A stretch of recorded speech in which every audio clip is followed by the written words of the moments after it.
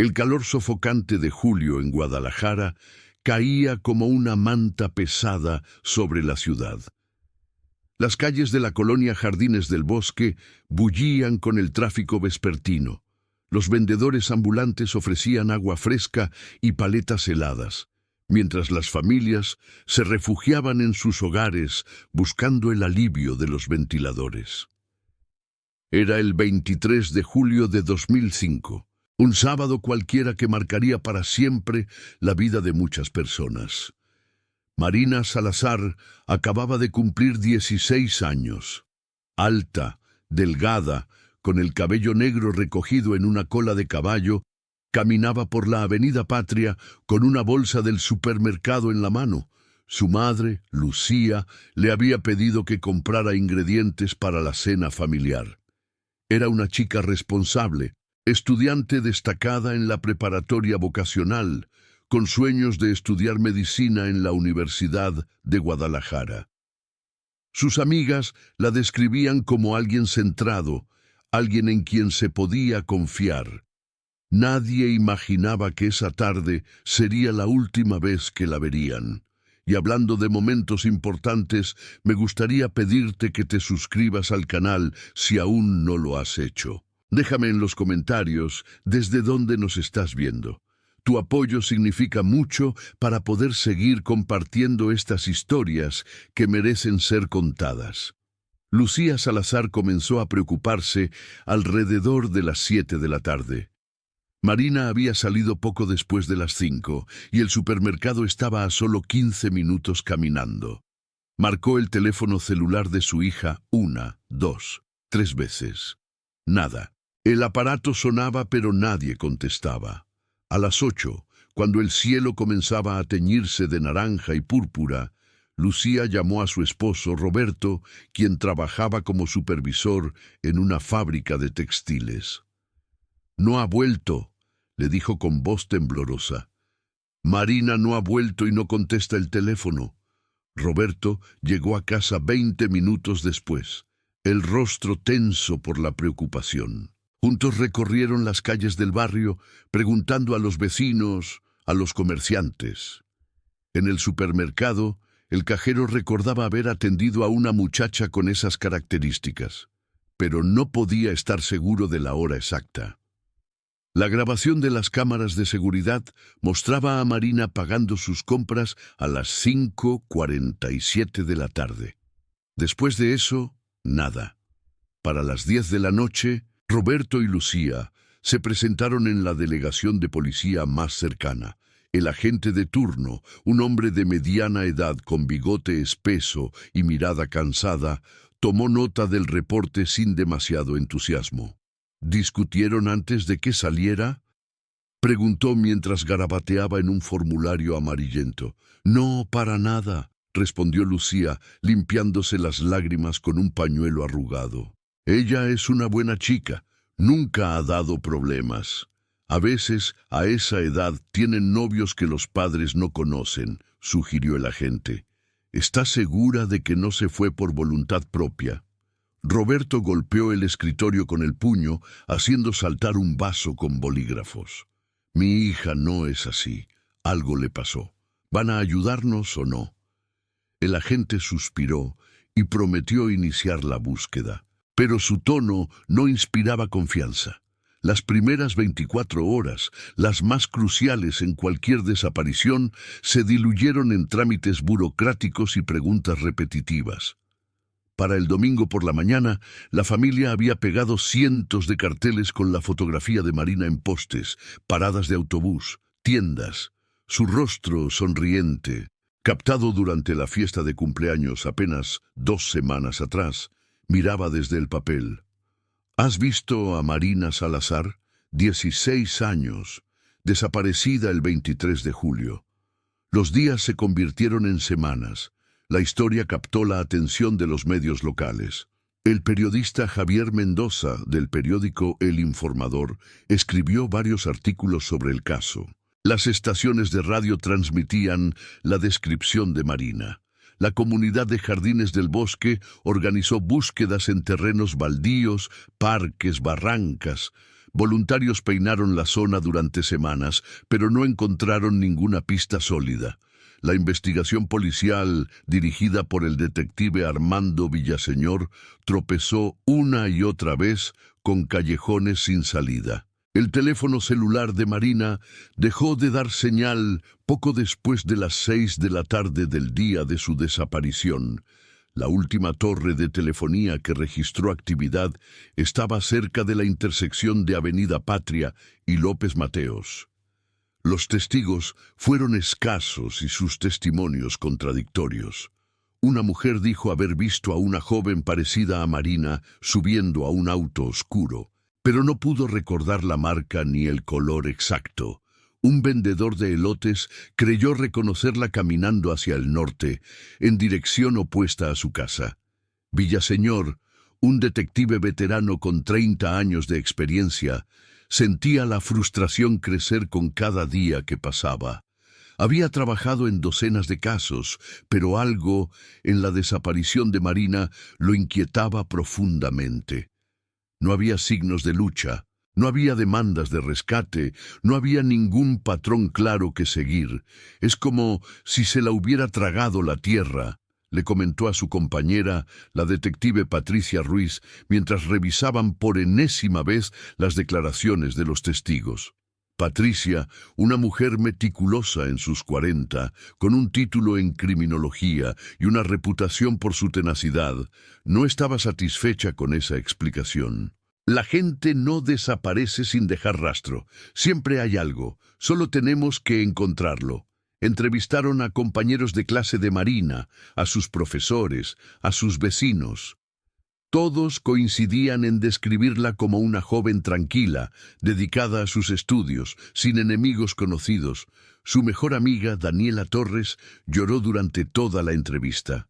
Planeábamos ir a la universidad juntas, sollozó. Íbamos a compartir un departamento, a estudiar juntas.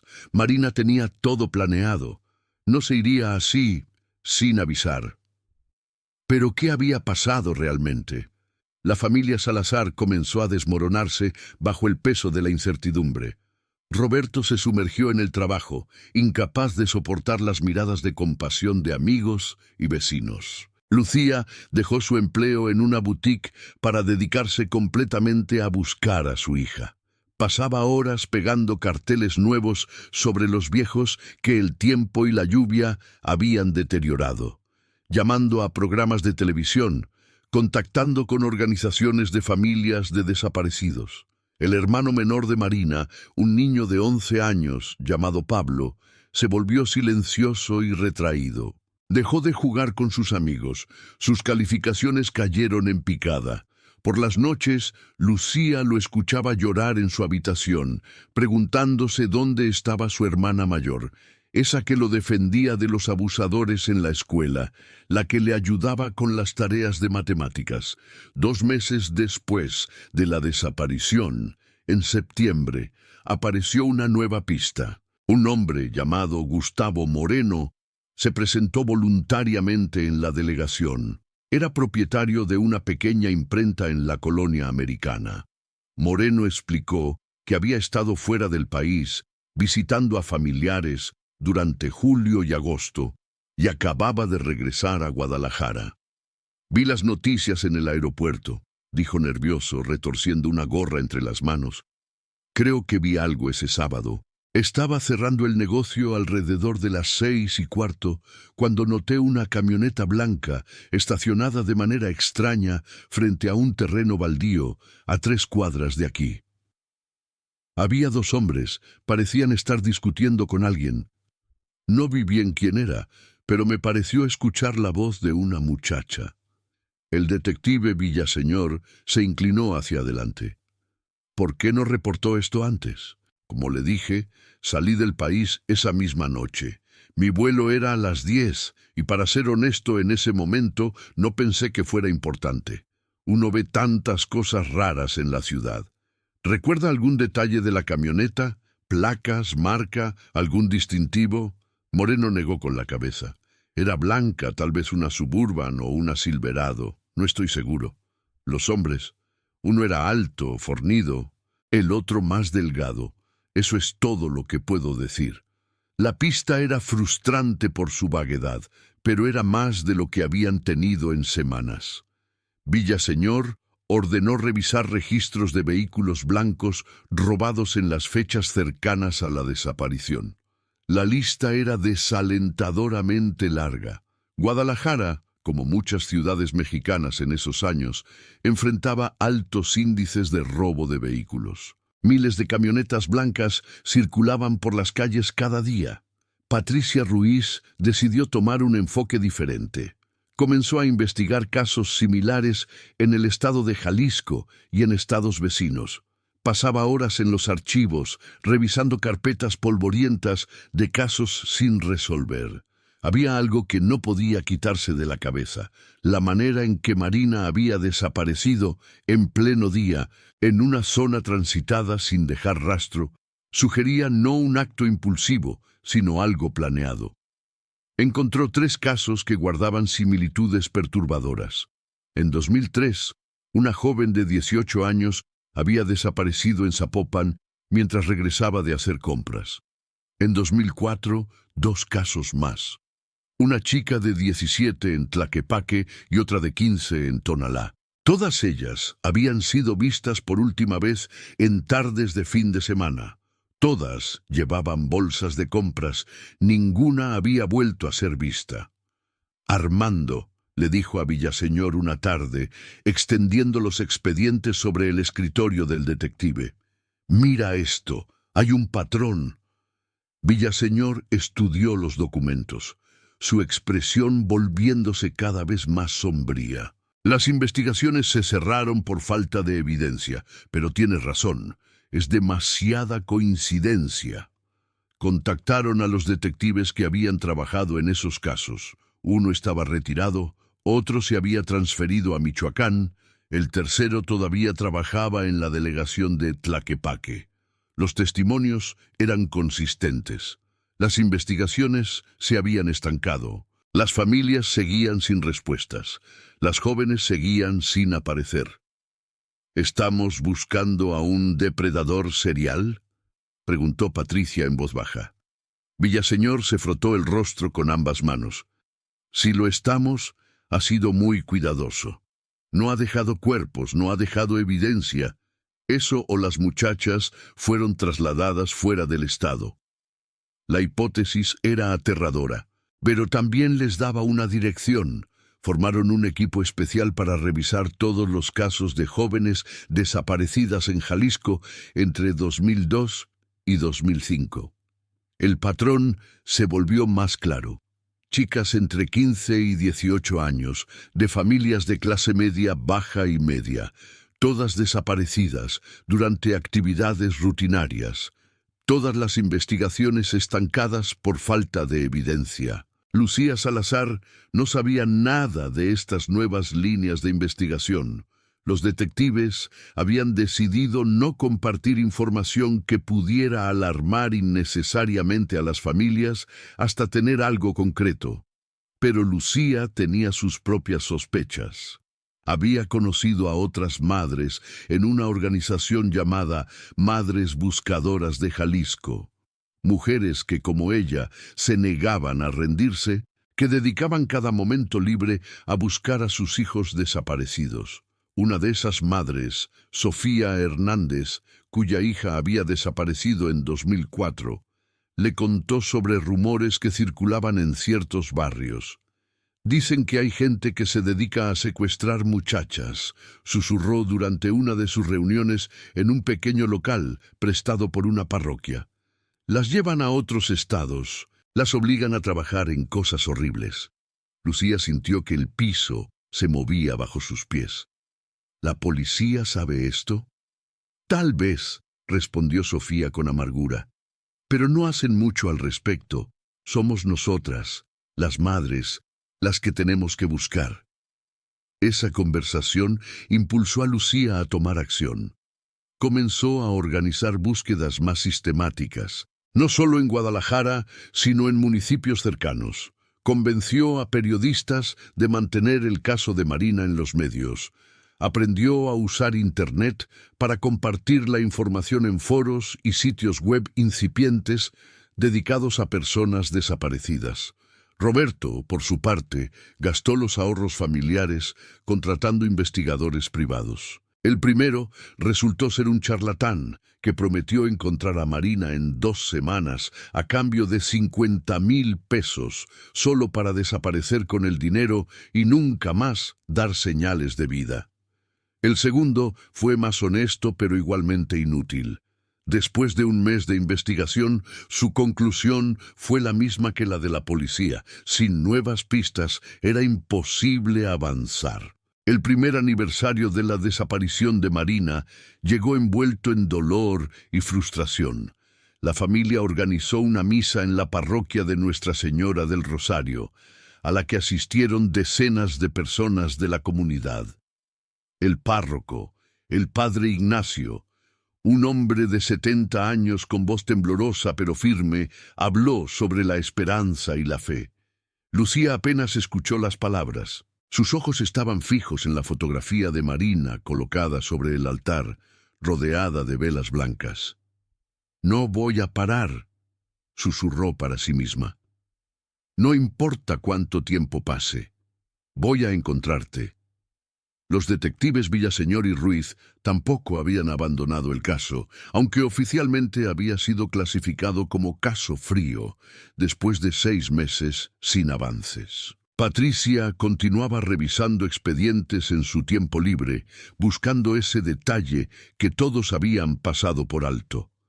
Armando mantenía contacto regular con informantes en los barrios, esperando que alguien, en algún momento, recordara algo útil. La respuesta llegó de donde menos lo esperaban. En octubre de 2006, más de un año después de la desaparición de Marina, un hombre llamado Héctor Salinas fue arrestado en Puerto Vallarta por posesión de drogas. Durante el interrogatorio, en un intento por negociar una sentencia reducida, Salinas mencionó que conocía información sobre muchas muchachas desaparecidas en Guadalajara. La noticia llegó a oídos de Patricia Ruiz a través de una llamada de un colega en la policía estatal. Dice que trabajó para alguien que se dedicaba a esto. No sé si es cierto o solo está inventando para salir del problema, pero pensé que querrías saberlo. Patricia y Armando condujeron 3 horas hasta Puerto Vallarta esa misma tarde. Encontraron a Salinas en una celda húmeda y maloliente, un hombre de 30 y tantos años, con el rostro marcado por la vida dura de la calle. Sus ojos eran astutos, calculadores. «Quiero inmunidad completa», fue lo primero que dijo cuando los detectives entraron. «Y protección. Si hablo estoy muerto». «Primero necesitamos saber si lo que tienes vale la pena», respondió Villaseñor, cruzándose de brazos. «Habla». Salinas se mordió el labio, claramente debatiendo cuánto revelar. «Trabajé como chofer para un tipo llamado Rogelio Campos. Él y su hermano, Omar, tenían un negocio. Secuestraban muchachas jóvenes, las llevaban al norte, ya saben, para los burdeles, las casas de citas. Yo solo manejaba, eso es todo, nunca toqué a ninguna». Patricia sintió que la sangre se le helaba en las venas. «¿Cuántas?» «No sé, muchas, 15, 20 tal vez. Operaron durante años. Yo solo estuve con ellos como 6 meses en 2005. Después me asusté y me salí». «Necesitamos nombres, fechas, lugares», exigió Armando, sacando una libreta. «Si lo que dices es cierto, esto es mucho más grande que un simple caso de posesión de drogas». Durante las siguientes 6 horas, Héctor Salinas contó una historia que heló el corazón de ambos detectives. Rogelio y Omar Campos eran hermanos originarios de Tonalá que habían construido una red de trata de personas. Tenían contactos en otros estados, principalmente en Sinaloa y Baja California, donde las muchachas eran entregadas a proxenetas que las explotaban en bares, hoteles y burdeles. El modus operandi era simple pero efectivo. Observaban a jóvenes que encajaran en cierto perfil. Adolescentes de familias trabajadoras, chicas que realizaran actividades rutinarias solas, en horarios predecibles. Las seguían durante días, aprendiendo sus patrones. Cuando estaban seguros de que podían actuar sin testigos, las interceptaban. Una camioneta blanca, 2 hombres, rápido y limpio. Las drogas mantenían a las víctimas sedadas durante el traslado. Marina Salazar, dijo Patricia, mostrando la fotografía que siempre llevaba consigo. ¿La recuerdas? Salinas miró la imagen y asintió lentamente. Sí, ella fue una de las últimas antes de que yo saliera. Fue en julio, cerca de la Patria.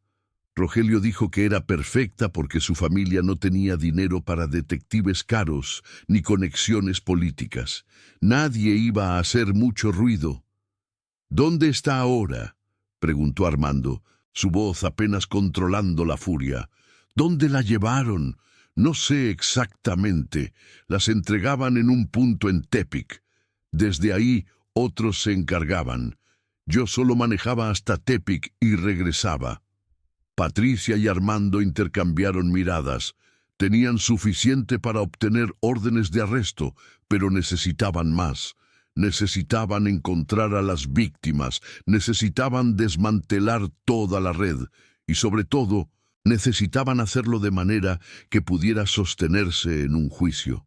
Los siguientes meses fueron una vorágine de actividad policial. Con la información proporcionada por Salinas, se emitieron órdenes de arresto contra Rogelio y Omar Campos. La búsqueda fue intensa.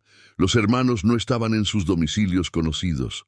Habían desaparecido, probablemente alertados por algún contacto corrupto dentro de las fuerzas policiales. La investigación se amplió a nivel federal. La PGR se involucró, reconociendo que se trataba de un caso de trata de personas que cruzaba fronteras estatales. Equipos especializados comenzaron a rastrear las conexiones de los Campos en otros estados. Fue un trabajo lento, meticuloso, que requirió coordinación entre múltiples agencias que históricamente no trabajaban bien juntas. Para Lucía y Roberto, la noticia de que finalmente había avances llegó en febrero de 2007, casi 18 meses después de la desaparición de Marina. El detective Villaseñor los visitó en su casa una tarde lluviosa. «Hemos identificado a los responsables», les dijo con voz grave. «Estamos haciendo todo lo posible por localizarlos y por encontrar a Marina y a las otras víctimas». Lucía se aferró a Roberto, las lágrimas corriendo libremente por su rostro. «¿Está viva? Por favor, dígame que está viva». «No lo sabemos con certeza», admitió Villaseñor, «pero tenemos razones para creer que las víctimas fueron trasladadas al norte. Estamos trabajando con autoridades de otros estados para investigar burdeles y casas de citas. Es complicado porque muchas de estas operaciones están protegidas por corrupción local, pero no nos vamos a rendir». La espera fue agonizante. Lucía oscilaba entre la esperanza y la desesperación. Por un lado, al menos ahora sabían qué había pasado, quién era responsable. Pero por otro, la magnitud del crimen era abrumadora. ¿Cómo encontrar a una chica específica entre miles de mujeres explotadas en todo el país? El caso comenzó a recibir atención nacional. Los medios principales cubrieron la historia de la Red de Guadalajara, como la prensa había bautizado a la operación de los hermanos Campos. Programas de televisión dedicaron especiales al tema de la trata de personas, usando el caso de Marina como ejemplo del horror que enfrentaban miles de familias mexicanas. La presión pública funcionó. En abril de 2007, un grupo de federales realizó un operativo en un bar clandestino en Culiacán, Sinaloa. Entre las mujeres rescatadas había 6 jóvenes de Jalisco que habían sido reportadas como desaparecidas entre 2003 y 2005. Marina no estaba entre ellas. Patricia Ruiz viajó a Culiacán para entrevistar a las sobrevivientes. Sus testimonios fueron devastadores. Habían sido mantenidas contra su voluntad, drogadas, obligadas a trabajar 7 días a la semana. Las que intentaban escapar eran golpeadas brutalmente. Algunas habían sido trasladadas múltiples veces, vendidas de un proxeneta a otro como mercancía. ¿Conocen a Marina Salazar?, preguntó Patricia mostrando la fotografía. Una de las jóvenes, una chica llamada Verónica, que había desaparecido en 2004, estudió la imagen. Creo que sí. Había una muchacha que se parecía a ella en un lugar donde estuve hace como un año. Era en Tijuana. Pero no estoy segura. Allá usan nombres falsos. No conocíamos nuestros nombres reales entre nosotras. Era una pista tenue, pero era algo. Patricia coordinó con la policía de Baja California. Los operativos en la zona roja de Tijuana eran complicados. Requerían meses de vigilancia e infiltración. El crimen organizado controlaba gran parte de esa industria, y cualquier movimiento en falso podía resultar en represalias violentas. Mientras tanto, la búsqueda de los hermanos Campos continuaba. En junio de 2007, casi 2 años después de que Marina desapareciera, Rogelio Campos fue localizado en un pueblo pequeño de Nayarit. Intentó huir cuando los federales rodearon la casa donde se escondía, pero fue capturado después de un breve intercambio de disparos que dejó a un agente herido. El arresto de Rogelio Campos fue noticia de primera plana en todos los periódicos de Jalisco.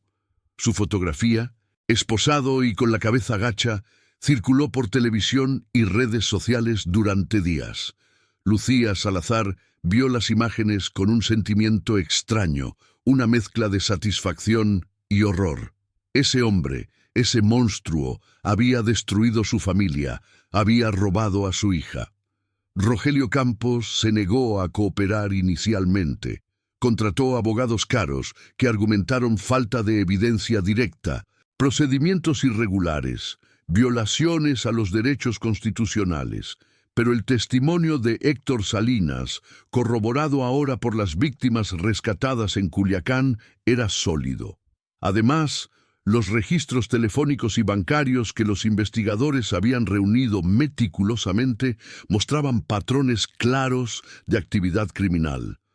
Los días posteriores a la captura de Rogelio fueron intensos. Los medios esperaban noticias nuevas cada mañana y la opinión pública, conmocionada, exigía justicia. Los periodistas acamparon frente al penal de Puente Grande, donde el acusado esperaba audiencia. Lucía y Roberto, con rostros cansados por los años de lucha, siguieron cada novedad. Mantenían la esperanza de que finalmente aquel hombre hablara y dijera dónde estaba Marina. Durante los primeros interrogatorios, Rogelio se mostró tranquilo. Decía ser un empresario de transporte malinterpretado. Negaba todas las acusaciones y aseguraba que Héctor Salinas lo había incriminado para obtener beneficios. Pero la calma fingida se resquebrajó cuando la fiscalía presentó pruebas materiales. Registros de llamadas entre Rogelio y su hermano Omar los días de las desapariciones, facturas de combustible que coincidían con las rutas descritas por Salinas y transferencias de dinero a cuentas vinculadas con burdeles en Baja California. El silencio del acusado se volvió denso, casi desafiante. Poco después, se organizó un nuevo operativo al norte del país. Patricia Ruiz viajó una vez más, esta vez acompañada de agentes federales, con el objetivo de rastrear los lugares mencionados por las víctimas. Muchos establecimientos ya no existían. Algunos habían cambiado de nombre o de dueños. En más de uno, la policía se topó con resistencia armada. El miedo a tocar los intereses del crimen organizado era real, palpable en cada paso, pero el equipo se mantenía firme. No era solo por Marina, era por todas las mujeres que nunca habían regresado. En agosto de 2007, un golpe de suerte cambió el rumbo del caso. Durante una redada en una casa de Tijuana, donde se sospechaba funcionaba una red de prostitución vinculada a los Campos, las autoridades encontraron libretas viejas con nombres, fechas y seudónimos de más de 40 mujeres. Algunos tenían anotaciones crípticas: traslado cumplido, entregada Tepic, cambio Guadalajara. Patricia, al revisar las hojas, se detuvo en una línea escrita con tinta azul desvanecida. MS, entregada 24-705 Tepic, Norte. Su respiración se detuvo un momento. Marina Salazar, murmuró. El hallazgo activó un movimiento urgente. Cruzaron registros migratorios, llamadas, transferencias y rutas de transporte terrestre hacia Tepic y de ahí a la frontera. Durante las siguientes semanas, Patricia revisó cada pista con la paciencia de quien sabe que un error puede sepultar años de trabajo. Hubo noches enteras sin dormir, días viajando entre archivos, entrevistas y declaraciones contradictorias. Más de una vez pensó en rendirse, pero la imagen de Lucía y la de Marina, sonriendo en aquel retrato sobre la mesa familiar, la mantenía de pie. Mientras tanto, Omar Campos seguía prófugo. Se rumoreaba que había cruzado a Estados Unidos. La Policía Federal compartió la información con agencias norteamericanas, pero el flujo era lento y plagado de obstáculos legales. Sin embargo, el miedo comenzaba a rodearlo. Varios contactos confesaron que el hombre se había aislado, moviéndose con precaución, paranoico, y que temía ser delatado por sus antiguos socios. En Guadalajara, Lucía continuaba con su rutina de búsqueda. Había aprendido a leer entre líneas los mensajes ambiguos que recibía de familiares de otras víctimas, a distinguir promesas falsas de auténticas posibilidades.